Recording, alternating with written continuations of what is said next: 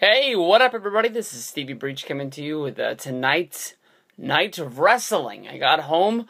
Tonight is my Friday for this week. I know it's a little bit different. I normally have Thursday and Friday off, but due to the 4th of July, I'm going to have Wednesday and Thursday off. So I was like, I'm going to get home and I'm going to watch some wrestling. I was trying to debate in my mind.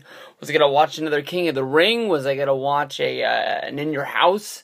Was I going to watch an old WCW pay-per-view? I was going over all of this in my mind. And when I hit up the WWE Network with my Apple TV remote right here, I noticed, excuse me, a Cougar Countdown was a new show that was added up today that debuted. It was a special. It says, excuse me, a Cougar Countdown takes us through the top 10 moments of Vickie Guerrero. And I paraphrased that a little bit because I never learned to read when I was a kid. But they went through the top 10 moments. I said I was going to give this a break. I thought I'd go for it. It wasn't a WWE Countdown show that I really enjoy.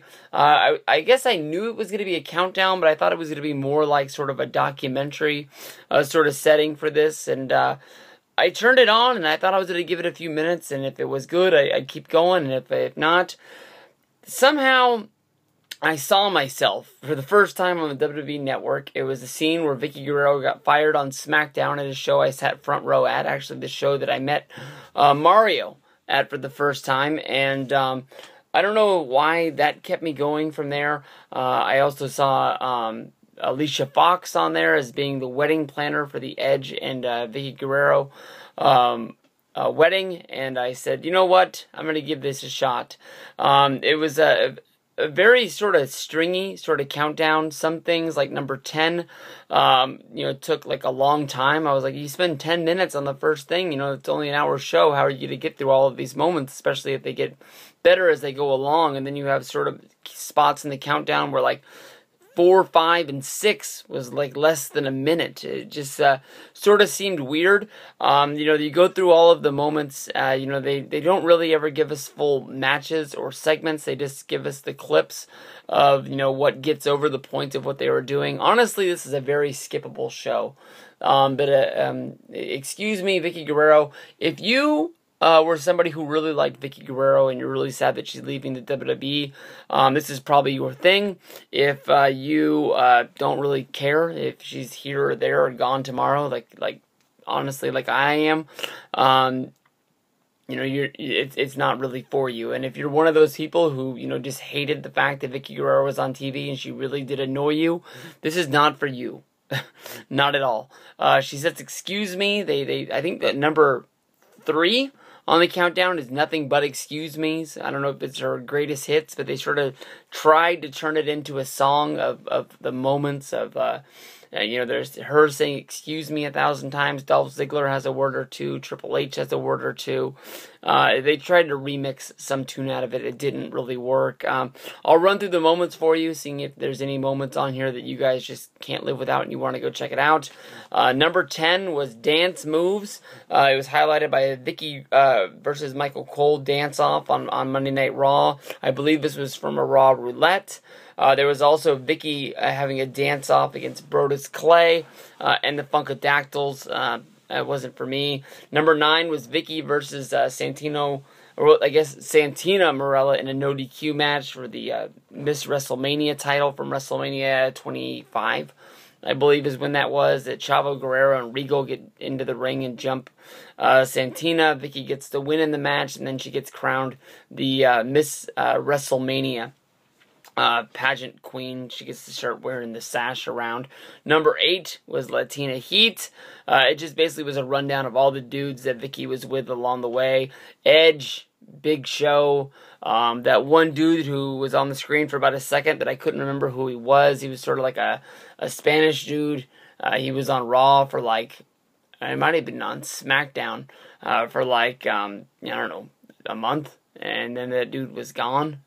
I can't even remember what that dude's name was.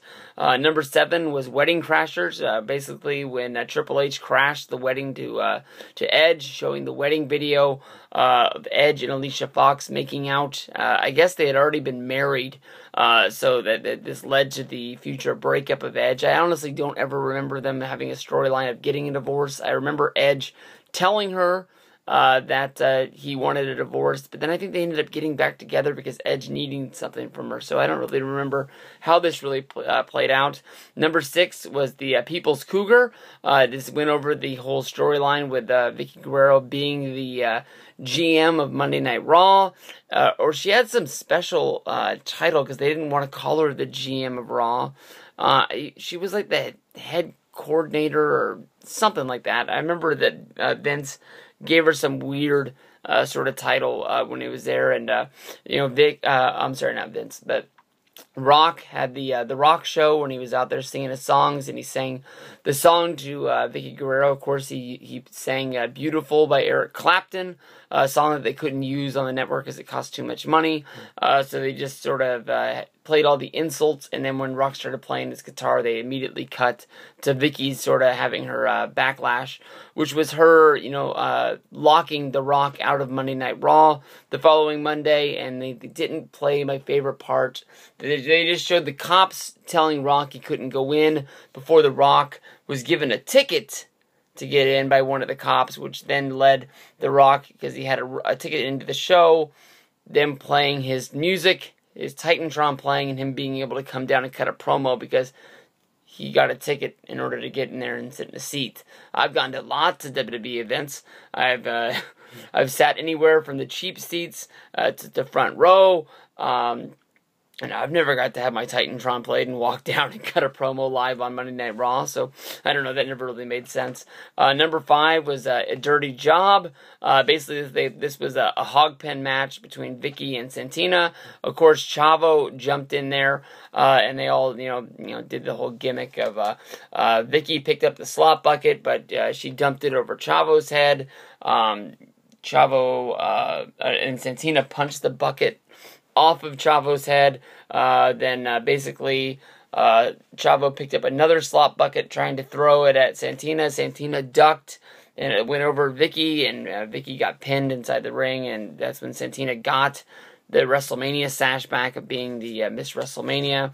I don't know how that ever ended up playing out. Number 4, You're Excused on Raw with Cena, where basically they said they were in Texas. Just she had so much heat in this one place that anytime she tried to talk, the crowd got so loud, they wouldn't let her say anything, to the point where Cena almost had to deliver her lines for her. And this basically turned into an insult party with Cena and the King trading insults back and forth as Vickie was in the middle. Honestly, sort of felt bad for her in the end of it. I don't know how the King babyface John Cena was able to do this and he wasn't getting it, but the crowd was so against her, I guess it didn't really matter. Number 3 was that whole thing of the best excuse me's you're ever doing. Number 2 was a countdown of every time she got hired and every time she got fired. This turned into a little bit of a joke. By the end here, I don't even know how or what her job was. It seemed like she was in charge of SmackDown, but the last time I remember her getting a job of physician in WWE was basically she was co-GMing Raw with not Wade Barrett, with Brad Maddox, and she was going back and forth. But honestly, she got fired from being the GM of SmackDown at least 4 times. Sometimes for losing matches, sometimes for Stephanie just flat out firing in the middle of the ring, and just all sorts of different things. One time she moved from SmackDown, became the new GM of Raw. That lasted maybe about a month before she stepped down. I don't know if it was a scheduling conflict where she wasn't working Mondays and she needed to be home and work on Tuesdays or whatever that was, but that was all back in the day. Number 1 was the best moment she ever had, which was supposed to be the crowning moment of Vickie Guerrero. Putting the Guerrero name back in sort of a good light was her last night, basically dealing with Vickie and Roman Reigns with the whole bad coffee, which led to Stephanie puking, which made Stephanie want to get revenge on Vickie the next night, saying that they were going to have a match. It ended up being they never really called it a hog pen or a pudding or a gravy bowl match, but they've done this 1,000 times. It looked like pudding to me. Basically, Layla, Rosa, and Alicia Fox coming down to throw Vickie Guerrero into the big pool of pudding, only for Vickie to evade all 3 girls, Stephanie to throw her in at the last minute, and as she's walking away, getting her revenge, throwing Stephanie McMahon into the big pool of pudding and slop and making her look like the winner, doing the Eddie Guerrero dance on the way out the door. It would not surprise me if Vickie Guerrero goes into the Hall of Fame someday. She was a team player. She did everything that WWE ever asked her to do, from getting slop buckets poured on top of her to making out with various wrestlers to just being the butt of 1,000 Cena jokes and Triple H jokes. So I wouldn't be surprised. I guess they would be the first, I was about to say father and son, but husband and wife duo to go into the Hall of Fame. They would put the Guerrero name a little bit higher on there. Chavo Guerrero could possibly induct her. But she did everything.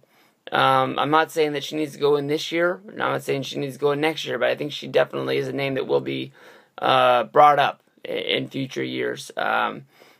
She did everything she was asked to do. And, some people say that, she had to because she needed Vince to help put her kids through college.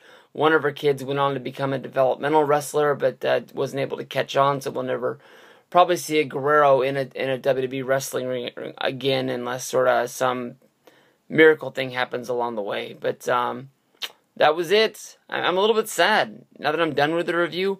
I came out at the beginning saying that I never really liked her, but I don't know. Maybe this sunk in. Maybe it's just really going over. We're never going to see Vickie again. But I never really was a big fan of her along the way anyways. I met her one time. That was pretty cool. And she was nice to me. P.S. everybody. I'm sorry. Wait. P.S. I ain't saying nothing. Goodbye. Peace out, everybody.